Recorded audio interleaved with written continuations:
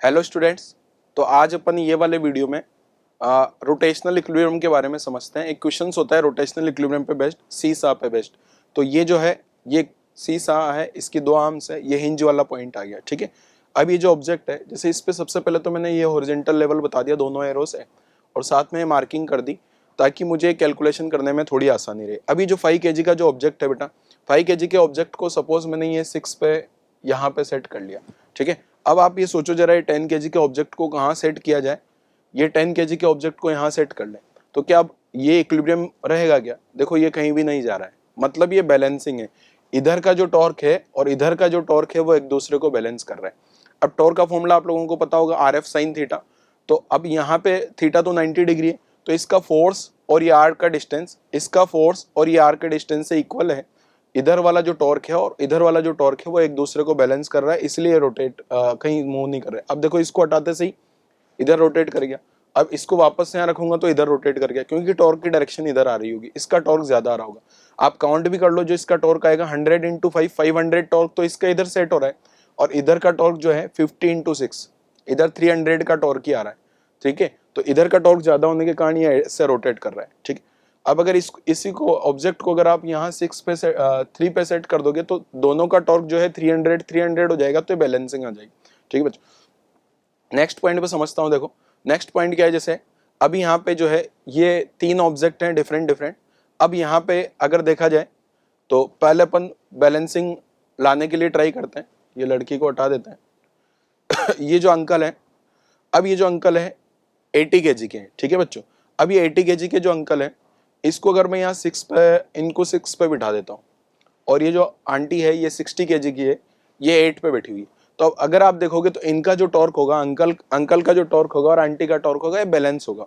Balance होगा तो देखो कहीं नहीं जा रहा, बैलेंसिंग आ गई है। ठीक है, अगर ये अंकल को उठा के अगर मैं 7 पे बिठा दूं तो ये टॉर्क ज्यादा हो गया क्या? 8 पे बिठा दूं तो टॉर्क और ज्यादा हो गया बच्चों, तो अभी भी बैलेंसिंग नहीं आ पाएगी। अब मान लो मैं बैलेंसिंग लाना चाह रहा हूँ, ये 80 kg और ये 60 kg। अब इसका टॉर्क तो जो अंकल का टॉर्क ज्यादा होगा।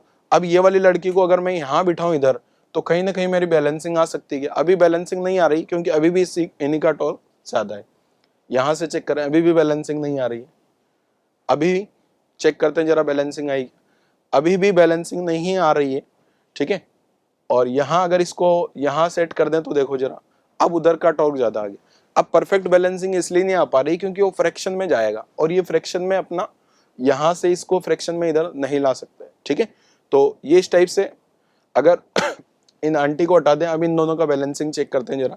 ये अंकल को पास में लाना पड़ेगा क्योंकि हेवी है। ठीक है, यहाँ पे ये लड़की को अगर मैं 80 पे बिठा दूं तो अब यहाँ बैलेंसिंग आ जाएगी क्या? चेक करो जरा। ठीक है, तो इसी टाइप से अपन यहाँ पे कुछ क्वेश्चंस के बारे में समझते हैं जरा। ये जो क्वेश्चंस है, तो क्या क्या क्वेश्चंस है देखो। यहाँ पे जो है इसको बैलेंस करके बताना है। यहाँ अगर मैं मार्किंग कर लूँ तो ये 50 kg का जो ऑब्जेक्ट है, इसको अगर मैं 50 kg से ही सेट करूँ तो ये बैलेंसिंग आ जाएगी क्या बच्चों? ठीक है, यहाँ बैलेंसिंग आ जाएगी। ठीक है, नेक्स्ट क्वेश्चन पे चलते हैं जरा। नेक्स्ट क्वेश्चन क्या है देखो, अब ये आसान सा क्वेश्चन है, इसमें अपने को ये सोच करना है कि ये जो है हटाने पे किधर रोटेट करेगा। ये वाली पोजीशन में रोटेशन होगा या फिर बैलेंस होगा या फिर ये वाली पोजीशन में। तो मुझे पता है इसका जो टॉर्क है वो ज्यादा आएगा 20 kg का, तो ये वाली पोजीशन आनी चाहिए। तो चेक करते हैं अपना करेक्ट हो गया। देखो ये इस टाइप से रोटेट कर गया जैसा अपन ने सोचा। अब यहाँ पे क्या है देखो, ये 10 kg का ऑब्जेक्ट है, 2 पे है। ये 20 kg को कहाँ सेट कर दूं कि बैलेंसिंग आ जाए? इसको यहाँ सेट कर दिया, चेक किया सही है। नेक्स्ट अब नेक्स्ट क्वेश्चन में क्या है ना, ये 15 kg का एक मास है मेरे पास, और इस मास से मुझे इस बकेट का मास पता लगाना है। तो ये जो 15 kg का है, सबसे पहले तो यहाँ चेक करता हूँ। यहाँ चेक करूंगा तो इधर रोटेट कर रहा है, इसका मतलब इधर का टॉर्क ज्यादा है। इसको थोड़ा इधर ऊपर यहाँ सेट करते हैं। 4 पे आ गया, 4 पे बकेट का टॉर्क ज्यादा है। यहाँ पे अब देखो 7 पे बैलेंसिंग आ गई है। अब 7 पे बैलेंसिंग आ गई है, इसका मतलब सीधा सीधा इधर भी 7 है उधर भी 7 है, मतलब दोनों मास सेम होने चाहिए। मतलब यहाँ वाला जो मास है मेरा 15 kg हो जाना चाहिए बेटा। तो ये 15 kg का मास चेक कर लेते हैं। ठीक है, तो ये करेक्ट हो गया अपना। नेक्स्ट क्वेश्चन में ये देखो जरा, इधर का टॉर्क ज्यादा आएगा क्या? तो वापस से इधर ही रोटेट करेगा। ठीक है, नेक्स्ट क्वेश्चन में चेक करते हैं जरा। नेक्स्ट क्वेश्चन में क्या है देखो, ये जो है 20 kg का ऑब्जेक्ट है, ये बच्चा 20 kg का, इससे मुझे बकेट का मास पता लगाना है। तो बैलेंसिंग नहीं आ रही है, और बैलेंसिंग चेक करते हैं।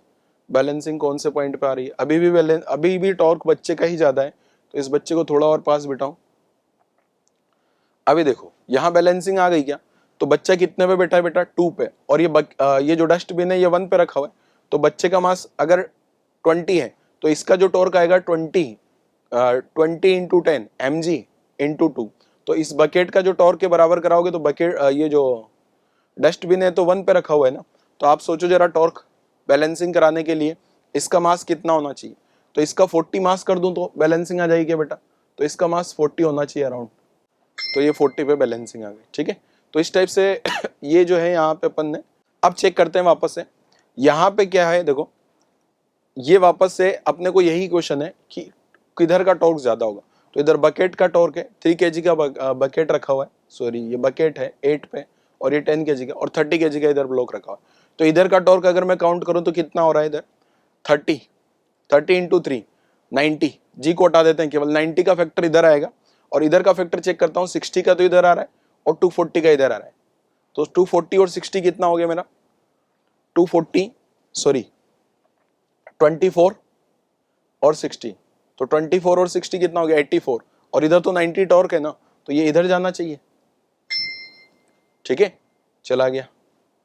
अब चेक करते हैं अगला क्वेश्चन क्या है, देखो ये 40 kg वाला ऑब्जेक्ट कहाँ रख देना चाहिए कि बैलेंसिंग आ जाए वापस से, तो अब आप सोचो जरा, इधर इसका टॉर्क कितना है, इसका 20 इंटू 3 जी को हटा दो, तो इसका mg लिखूंगा ना, तो वैसे तो 200 आएगा पर मैं 20 कंसिडर कर लेता हूँ, तो 20 इंटू 3 कितना हो गया 60, और 60 और 20 इंटू 1 20, तो ये 60 और 20 कितना हो गया मेरा 80, तो ये 40 kg का ब्लॉक है, तो इसको अगर 2 पे रख दूं मैं तो 40 इंटू 2 80 हो जाएगा, बैलेंसिंग आ जाएगी, बैलेंसिंग आ गई। ठीक है, तो ये इस टाइप से जो बच्चे हैं अपन यहाँ पे इन क्वेश्चंस पे दिमाग लगा सकते हैं। अब अगले क्वेश्चन पे दिमाग लगाते हैं जरा, ये बच्चे से बैलेंसिंग चेक करते हैं, बैलेंसिंग कहाँ आ रही है, 4 kg पे इसका टॉर्क ज्यादा है, तो पास में लेके आता हूं, 3 पे चेक करते हैं, इधर का टॉर्क ज्यादा आ गया, अभी भी टॉर्क ज्यादा है इसका, हाँ यहाँ पे बैलेंसिंग आ गई, तो अब चेक करते हैं जरा, इधर का मास कितना है इसका 20 इंटू 1 जी का फैक्टर हटा देता हूँ, 20 इंटू 20 आ गया, इधर 4 आ रहा है, तो इसका मास कितना हो जाना चाहिए 5, तो 5 पे चेक कर लेते हैं जरा, 5 पे बैलेंसिंग आ रही है। ठीक है, तो यहाँ चेक करते हैं जरा, बैलेंसिंग आ गई। ठीक है, तो ये इस टाइप से बच्चों आप भी जो है यहाँ से आपको ये सी सा वाली प्रॉब्लम समझ में आई होगी, रोटेशनल इक्विलिब्रियम वाली प्रॉब्लम समझ में आई होगी। रोटेशनल इक्विलिब्रियम का मतलब मेरे को टॉर्क को बैलेंस करा देना। ठीक है बच्चों, थैंक यू।